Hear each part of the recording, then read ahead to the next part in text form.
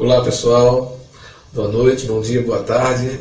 Hoje a gente vai tratar sobre um assunto bem legal no nosso canal Criados para Pensar, né? A gente vai tratar hoje sobre a transição da mitologia para a filosofia, tá?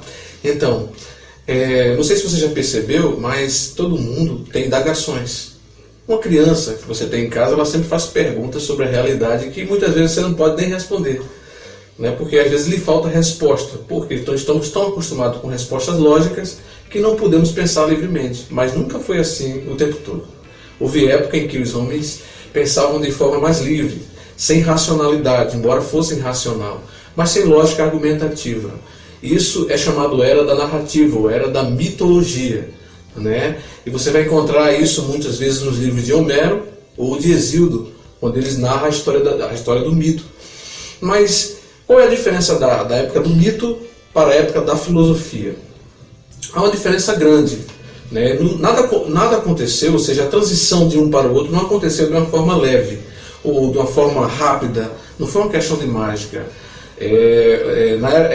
Precisou-se de um contexto muito peculiar, um contexto que desse berço para que o pensamento racional chegasse, entende? Mas você me pergunta, então, Ananias, quando foi que aconteceu? O que os homens pensavam na época da mitologia? Primeiro a gente pode começar dizendo o que é mito. Mito nada mais é do que a forma narrativa de um povo pensar por meio fabuloso ou imaginativo.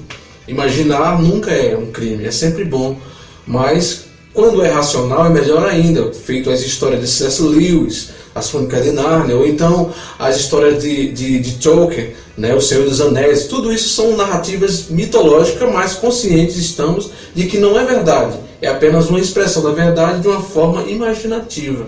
É o que a saga deles gostavam de fazer. Mas na vida histórica, muita gente começa a filosofia falando dos problemas filosóficos. Então a gente está aqui tratando da filosofia por meio da história da filosofia, que eu acho que para você conhecer os problemas, precisa conhecer as fontes, os autores, o contexto da história, principalmente no mundo grego, que deu origem à filosofia ocidental. Como as ideias mitológicas pensavam? Quais eram os pontos? As experiências, a explicação, geralmente era por meio de fábulas, de imaginações. Não se aceitavam interrogações como impedimento de explicações para causa e para uma causalidade daquela questão. Ou seja, havia um autoritarismo, era aquilo e pronto. Não sei se você se lembra de alguma coisa nos dias de hoje, até mesmo parece que é uma ditadura desse tipo, por meio de fábulas. Mas naquela época era simplesmente para formar a cidadania, formar a estrutura tradicional dos lugares. Não era só na Grécia ou só no Ocidente que existia filosofia. Quando a gente for estudar a questão do nascimento da filosofia, a gente vai ver que outros lugares tinham a autenticidade de um pensamento argumentativo, na verdade. Não podemos nem chamar de filosofia, mas de argumento interrogativo, argumentativo, né? Todo mundo indaga. Vai haver sempre indagações. Então no mito não foi diferente. Os homens, quando olhavam para a realidade, eles queriam saber o que causa formou aquele efeito que eles estavam vendo. Olhava para as árvores, olhava para o vento, olhava para os trovões e imaginavam o que está causando isso, ou o que é isso. Então a sua mente formou seres da natureza, passaram a formar deuses, heróis, semideuses, e nisso passaram a temer esses seres, viver com medo desses seres, porque sua mente tornou esses seres mais concretos. Você me pergunta, e no mundo judaico-cristão? As narrativas são mitológicas? A gente vai tratar desse assunto um pouco mais na frente. Mas é possível que com as evidências mais modernas, a gente pode provar que as escrituras do Novo Testamento e do Velho Testamento têm uma evidência um pouco mais contundente. Há razões, há mais evidências. Quando a gente for tratar das ideias do século XIX, do século XVIII, da teologia liberal, ortodoxa, né? Quando a gente falar um pouco mais do calvinismo, né, do arminianismo, outra vez já tem um vídeo falando sobre isso, mas eu quero que você seja livre para pensar um pouco. Naquela época da mitologia se pensava com um pouco mais de liberdade. Não existia um princípio lógico.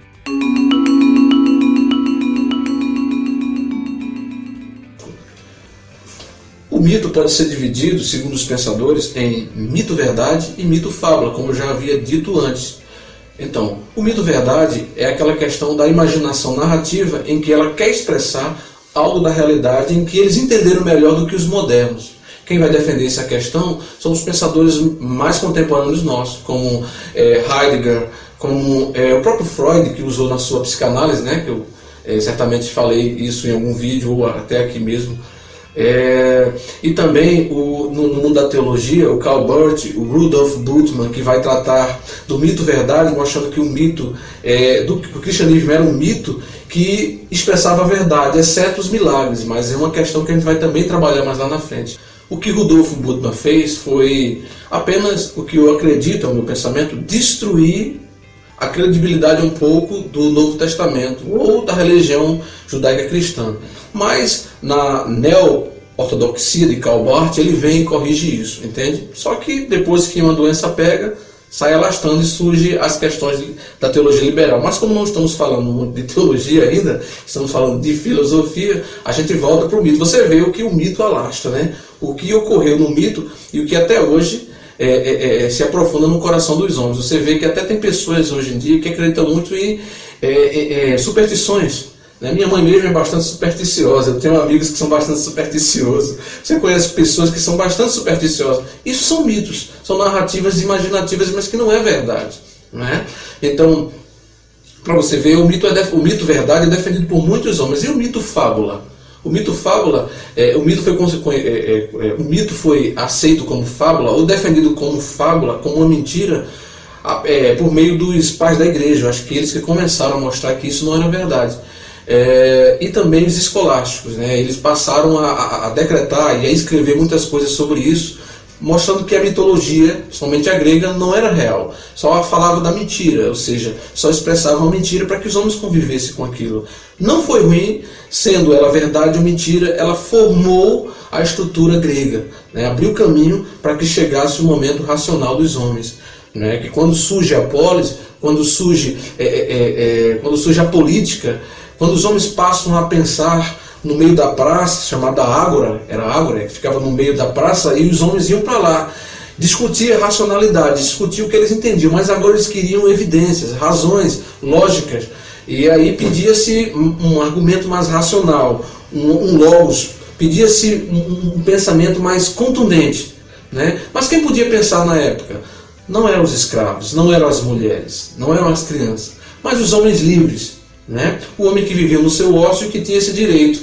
Então, o mito passou a ser dissolvido aos poucos e ser substituído por meio da filosofia, quando surge essa estrutura, a estrutura da polis, a estrutura da política e várias outras coisas que você, quando for pesquisar ou no decorrer de nossos estudos sobre a história da filosofia, a gente vai trazer, a gente vai passar a entender.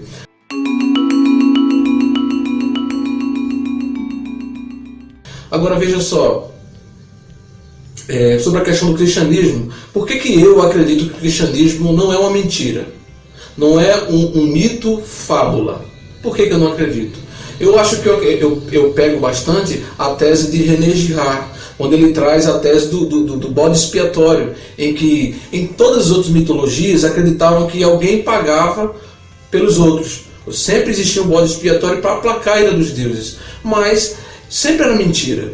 Era apenas uma narrativa que não se provou verdade.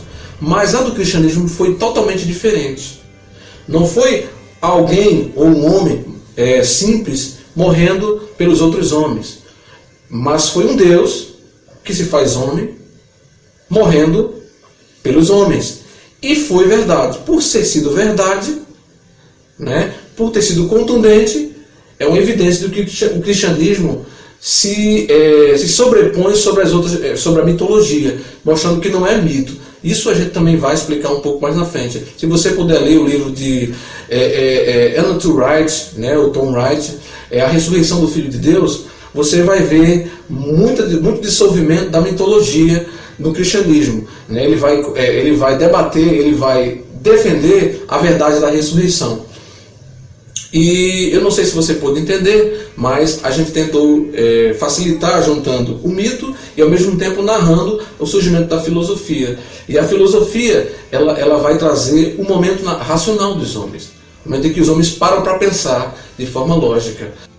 Concluindo, a gente pode entender que o mito foi necessário para a chegada da filosofia, a chegada do pensamento racional dos homens, né? Agora as pessoas não estavam mais interessadas em respostas fracas, respostas frágeis, respostas sem argumentos contundentes, sem uma explicação. Então vai surgir os pensamentos cosmológicos, os pensamentos da physis, né? A busca do arquê, que é o fundamento da coisa em si, o que originou tudo. Os homens vão passar ainda a perguntar qual é a origem de tudo. Uns vão dizer da água, outros do fogo, e assim vai. Vão surgir os grandes filósofos como os Tales de Mileto, vai surgir Anaximandro, Anaximenes, o grande Pitágoras, e até chegar em Sócrates, né? Esses que falei antes são os pré-socráticos. Quando chega em Sócrates tudo muda, porque os pré-socráticos passam a pensar o mundo de forma externa, mas quando chega Sócrates você vai perceber, quando a gente for falar sobre ele, que ele vai falar de uma parte mais interna. Sócrates vai tratar da antropologia humana, ele vai tratar da essência humana. E aí, é por isso que Sócrates é tão famoso. Sócrates parece que divide um pouco a filosofia, na verdade divide, né? É chamado, o pessoal, eles são chamados de pré-socráticos não porque são antes de Sócrates. Na verdade, Sócrates era contemporâneo de muitos deles. Mas isso a gente vai tratar no próximo vídeo, quando formos falar dos pré-socráticos, tá certo? Que Deus os abençoe e obrigado. Se gostou, dá um like, né? Se inscreve no canal e até a próxima.